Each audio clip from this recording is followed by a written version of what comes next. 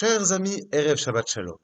Parashat Pinchas, la préparation pour l'entrée en Eretz Israël bat son plein. On fait les comptes, on organise.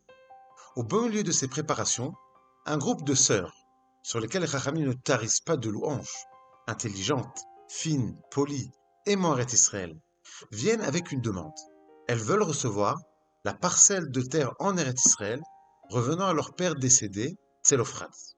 Les filles de Tselophrad, comme nous l'expliquent les Chachamim, savent exposer leurs demandes avec Derech Eretz.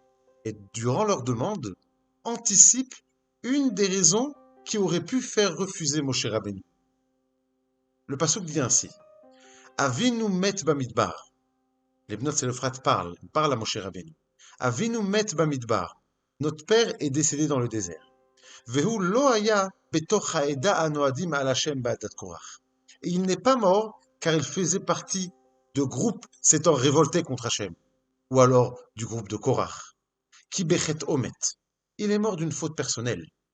Chachamim nous explique que tous les Bnei Israël étant morts dans l'une des épidémies provenant de fautes de tout un groupe, comme les Meraglim, les Mitonénim, le groupe de Korach, ont perdu leur chance d'avoir une part en Eretz Israël.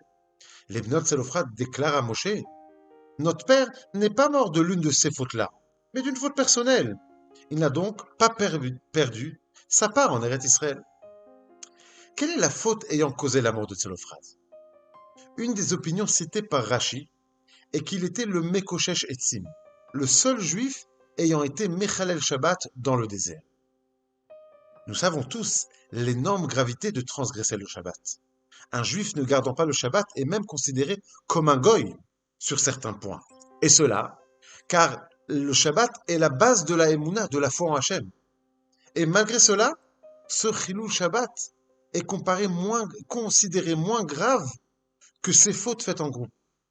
La Torah nous apprend là la gravité d'une Avera faite en groupe. Une Avera d'une seule personne, si grave soit-elle, est la conséquence d'un mort du contrôle personnel. Une Avera en groupe, c'est, comme le Passouk le décrit, une rébellion contre Hachem, car elle provient d'une idéologie, d'une approche. Et cela fait perdre à celui qui y participe le droit de faire partie du clan Israël, le droit de recevoir une part en Eretz Israël. En tzadik ba'aretz asher ya'aseh tov velo yecheta. Les Averot, tous en ont fait. Mais d'un groupe de fauteurs, éloignons-nous le plus vite et le plus loin possible. Shabbat Shalom.